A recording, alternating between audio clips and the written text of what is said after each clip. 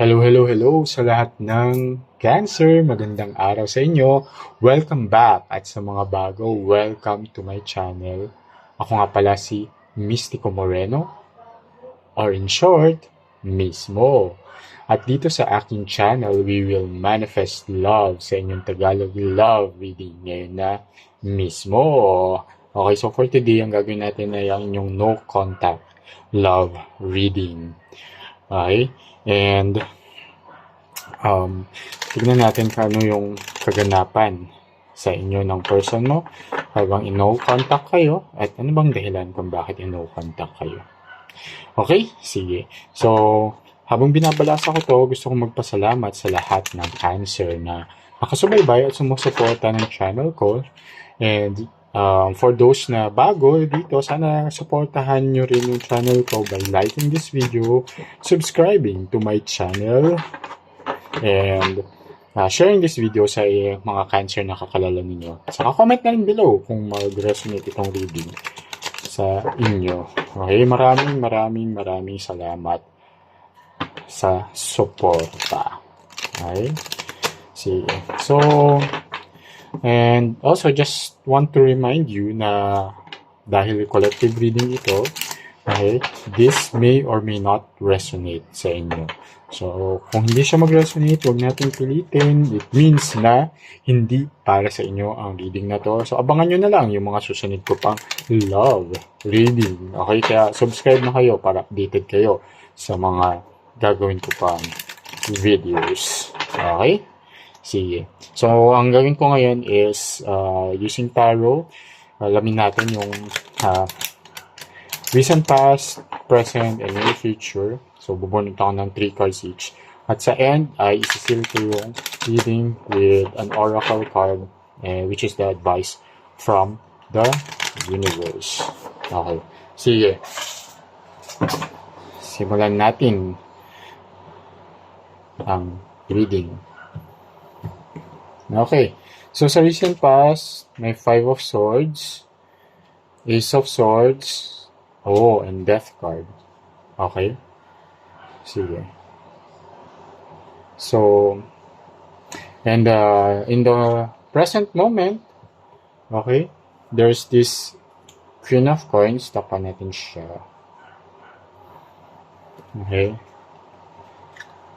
Temperance. And Ace of Coins. Okay.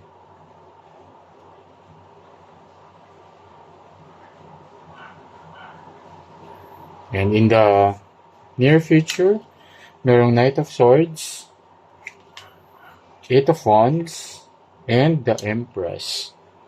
Okay. So, in the recent past, merong the 5 of Swords, Ace of Swords, and Death card. And present moment, there's a Queen of Coins, Temperance, and Ace of Coins. And in the near future, there's King of Swords, 8 of Wands, and the Empress.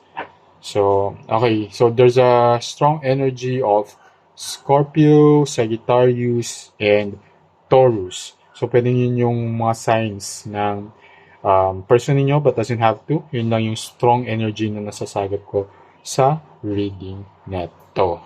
Okay. Sige, detalye natin. In the recent past, talagang may ending na naganap. Okay? So, as shown here by the 5 of Swords, merong malaking conflict na nangyari between you and your person, and masyadong egoistic yung person ninyo. Siya yung person na kahit alam ng mali siya, hindi siya magpapatalo. And kailangan, yun nga, parang sobrang yung term na, alam mo yun, mataas yung ihi. Medyo egoistic nga siya. So, it caused a conflict between two of you. And, ang daming mga lumabas na mga secrets between you and your person, di ba? And, it resulted to an ending. of the relationship, as shown here by the Death card, which is a card of ending and letting go. Okay? Pero tingnan natin ano yung detalye nung conflict na yun, na cause nung hiwalayan between the two of you. Hay, may no contact yung dalawa. Okay, the Star and King of Wands. Okay. So yeah. So the reason why this person is kind of egoistic is hindi pa siya healed. Okay?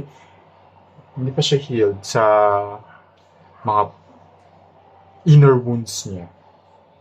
Okay? And it resulted to his being egoistic. Saka, yun nga, since yun yung reason of the conflict, shown by the King of Wands, which is a card of honesty and good relationship dynamics. So, yun nga, there's a dishonesty na naganap din nung nakaraan. Kaya nag-cause siya ng ending because hindi na talaga maganda yung relationship dynamics ninyong dalawa. So, talagang magulo na siya. Diba? And hindi na maiwasan talaga na maghiwalay kayo. At the present moment, sa'yo, there's this energy of, alam mo yun, yung ayaw mo na din talaga ng drama.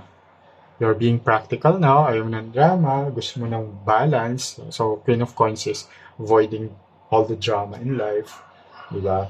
And being practical, and nakikita naman dito sa Temperance na you really want peace in your life. Gusto mo ng balance sa buhay mo. At the moment, happy ka naman din na end na yung relationship mo with that person kasi you're better off this way. Okay? And as shown here also by the Ace of Coins, na there's a new beginning for you. So, you will be more secure when it comes to your finances and other aspects of your life. There's security emotionally, mentally, and physically. And tignan natin yung detalye nito. Okay, so Page of Cups, di ba? And, the Temperance ulit. Temperance, double confirming that you really want peace and balance in your life at the moment. And as shown here by the Page of Cups, that there will be a fresh start for you. And same energy as sila, diba? The Ace of Coins and Page of Cups.